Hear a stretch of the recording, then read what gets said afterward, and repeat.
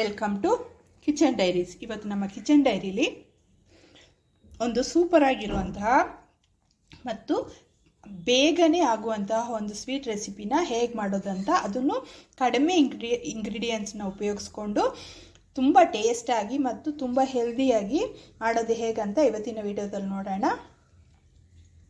ಮೊದಲಿಗೆ ನಾನು ಇಲ್ಲೊಂದು ಮಿಕ್ಸಿ ಜಾರ್ ತಗೊಂಡಿದ್ದೀನಿ. ಅದರಲ್ಲಿ ನಾನು ಇಲ್ಲಿ 1 ಕಪ್ಪಷ್ಟು ಹುರ್ಗಡ್ಲೆ ತಗೊಂಡಿದ್ದೀನಿ. ಹುರ್ಗಡ್ಲೆ ಸ್ವಲ್ಪ ಫ್ರೆಶ್ ಆಗಿರೋದು ನೋಡಿ ತಗೊಳ್ಳಿ. ಫ್ರೆಶ್ ಆಗಿರೋದ್ರಿಂದ ಮಾಡೋದ್ರಿಂದ ತುಂಬ ಚೆನ್ನಾಗಿರುತ್ತೆ ಟೇಸ್ಟು, ಹಾಗಾಗಿ ಫ್ರೆಶ್ ಆಗಿರೋದು ತಗೊಳ್ಳಿ. ಫ್ರೆಶ್ ಆಗಿ ಇಲ್ಲದೆ ಇರೋದಿದ್ದರೆ, ಸ್ವಲ್ಪ ಮೆತ್ತಗಾಗಿರೋದಿದ್ದರೆ ಅದನ್ನು ಸ್ವಲ್ಪ ನೀವು ಒಂದು ಬಾಣಲಿಲಿ ಹಾಕ್ಕೊಂಡು ಒಂದು 20 ಸೆಕೆಂಡ್ ಅಥವಾ 30 ಸೆಕೆಂಡ್ಗಳ ಕಾಲ ಲೈಟಾಗಿ ಹುರ್ಕೊಳ್ಳಿ. ಆವಾಗ ಅದು ಕ್ರಿಸ್ಪಿ ಆಗುತ್ತೆ. ಈಗ 1 ಕಪ್ ಹಾಕ್ಕೊಂಡಿದ್ದೀನಿ ಮೊದಲಿಗೆ. ನಂತರ ಇದಕ್ಕೆ ಇನ್ನೊಂದು ಅರ್ಧ ಕಪ್ಪಷ್ಟು ಸೇರಿಸ್ಕೊಳ್ತೀನಿ. ನೋಡಿ, ಇನ್ನೊಂದು ಅರ್ಧ ಕಪ್ಪಷ್ಟು ಸೇರಿಸ್ಕೊಂಡಿದ್ದೀನಿ.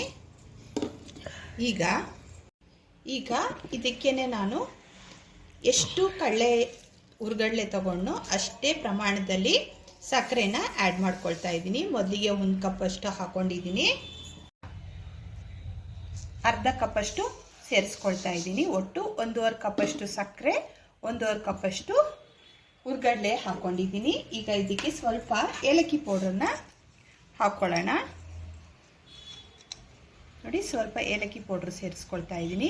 ಈಗ ಇಷ್ಟನ್ನು ಹಾಕ್ಕೊಂಡ್ಮೇಲೆ ಇದನ್ನು ಮಿಕ್ಸಿಲಿ ನೈಸಾಗಿ ಪೌಡ್ರ್ ಮಾಡ್ಕೊಂಡು ಬರಬೇಕು. ಸ್ವಲ್ಪನೂ ತರಿ ಇರಬಾರ್ದು, ನೈಸಾಗಿರಬೇಕು. ಈಗ ಪೌಡ್ರ್ ಮಾಡ್ಕೊಂಡು ಬರೋಣ. ನೋಡಿ, ಈ ಥರ ನೈಸಾಗಿ ಕೈಯಲ್ಲಿ ತೆಗೆದ್ರೆ ನೋಡ್ರಿ, ಈ ಥರ ಇರಬೇಕು. ಈ ಥರ ಗ್ರೈಂಡ್ ಮಾಡ್ಕೊಂಡು ಬಂದಿದ್ದೀನಿ. ಈಗ ಇದು ಸೈಡಲ್ಲಿ ಇರಲಿ.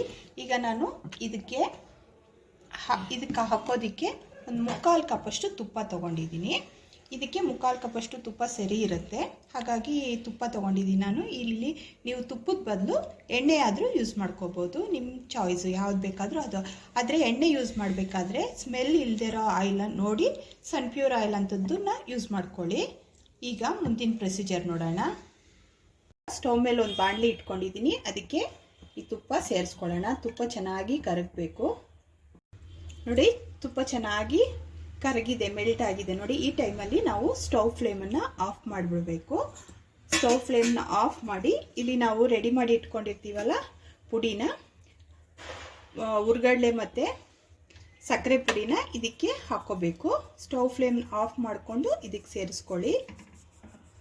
ಸೇರಿಸ್ಕೊಂಡು ಮಿಕ್ಸ್ ಮಾಡ್ಕೋಬೇಕಾಗತ್ತೆ. ನೋಡಿ, ಈ ಹದಕ್ಕೆ ಬರೋವರೆಗೂ ಮಿಕ್ಸ್ ಮಾಡ್ಕೋಬೇಕು. ನೋಡಿ, ನಾವು ಹಾಕ್ಕೊಂಡಿರೋ ಮೆಷರ್ಮೆಂಟು ಕರೆಕ್ಟ್ ಇದೆ.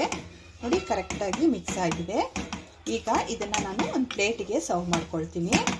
ಬಿಸಿ ಇರುವಾಗಲೇ ಒಂದು ಪ್ಲೇಟಿಗೆ ಹಾಕ್ಕೊಳ್ಳಿ. ಇದು ಮಿಕ್ಸ್ ಮಾಡುವಾಗ ನೀವು ಸ್ಟವ್ ಫ್ಲೇಮ್ನ ಆಫ್ ಮಾಡ್ಕೋಬೇಕಾಗತ್ತೆ.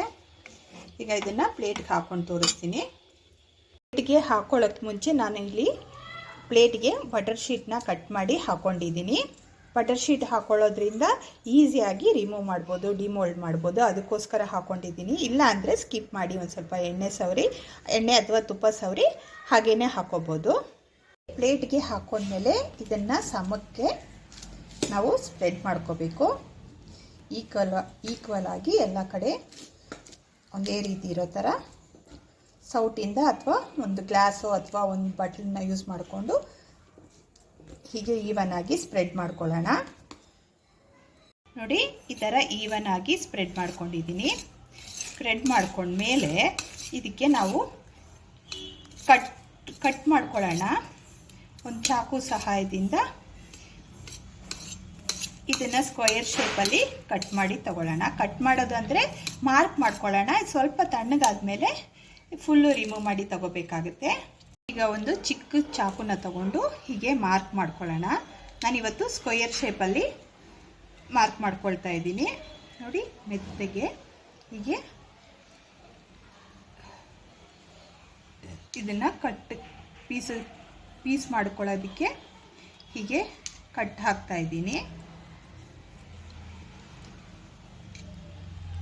ಇದನ್ನು ಮೈದಾ ಹಿಟ್ಟಲ್ಲೂ ಮಾಡ್ಬೋದು.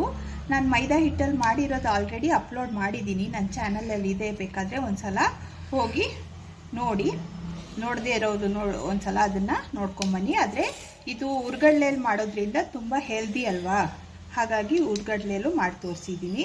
ಮೈದಾಗಿಂತ ಹುರ್ಗಡ್ಲೆ ಈ ಹೆಲ್ದಿ ಆಪ್ಷನ್ನು, ಅದರಿಂದ ಇದರಲ್ಲೂ ಒಂದ್ಸಲ ಟ್ರೈ ಮಾಡಿ. ಮತ್ತು ಇದು ಬೇಗನೆ ಆಗ್ಬಿಡುತ್ತೆ, ಒಂದು 5 ರಿಂದ 10 ನಿಮಿಷದೊಳಗಡೆ ನೀವು ಸ್ವೀಟ್ ರೆಸಿಪಿನ ರೆಡಿ ಮಾಡಿ ತಗೋಬೋದು. ಮತ್ತು ಇದಕ್ಕೆ ಕಡಿಮೆ ಇಂಗ್ರೀಡಿಯೆಂಟ್ಸ್ ಬೇಕಾಗುತ್ತೆ, ನಮಗೆ ಇದಕ್ಕೆ ಜಾಸ್ತಿ ಏನು ಯೂಸ್ ಮಾಡೋಂಗಿಲ್ಲ. ಪಟ್ ಅಂತ ರೆಡಿ ಮಾಡಿ ತಗೋಬೋದು. ಹೀಗೆ ಕಟ್ ಮಾಡ್ಕೊಂಡ್ಮೇಲೆ ಇದನ್ನು ಒಂದು 5 ನಿಮಿಷ ನಾವು ಫ್ರೀಝರಲ್ಲಿ ಇಡಬೇಕಾಗತ್ತೆ. ಹೀಗೇ ತೆಗೆದ್ರೆ ಪುಡಿ ಪುಡಿ ಆಗೋ ಚಾನ್ಸಸ್ ಇರುತ್ತೆ. ಅದಕ್ಕೆ ಒಂದು 5 ನಿಮಿಷ ಇದನ್ನು ಫ್ರೀಝರಲ್ಲಿ ಇಟ್ಟು ತೆಗಿಯೋಣ. ನೋಡಿ, ಒಂದು 5 ನಿಮಿಷ ನಾನು ಫ್ರಿಜ್ಜಲ್ಲಿ ಇಟ್ಟಿದ್ದೆ, ಸ್ವಲ್ಪ ಗಟ್ಟಿಯಾಗಿದೆ. ಈಗ ನಾವು ಎಲ್ಲಿ ಮಾರ್ಕ್ ಮಾಡಿಕೊಂಡಿರ್ತೀವೋ ಅಲ್ಲೇ ಲೈಟಾಗಿ ಹೀಗೆ ಅದ್ರ ಮೇಲೇ ನಾವು ಕಟ್ ಮಾಡ್ಕೊಳ್ಳೋಣ.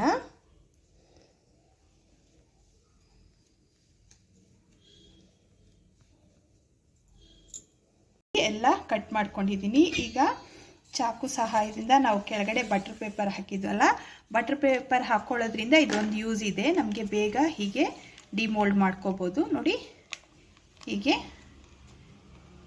ಕಟ್ ಮಾಡಿ ತೆಗೆದು ಒಂದು ಪ್ಲೇಟಲ್ಲಿ ಇಡ್ತಾ ಇದ್ದೀನಿ ನಾನು. ನೋಡಿ, ಎಲ್ಲ ಸ್ವಲ್ಪನ ಕಟ್ ಮಾಡಿ ತೆಗೆದು ಒಂದು ಪ್ಲೇಟ್ಗೆ ಇಟ್ಕೊಂಡಿದ್ದೀನಿ. ಮಿಕ್ಕಿದ ಹಾಗೇ ಇದೆ.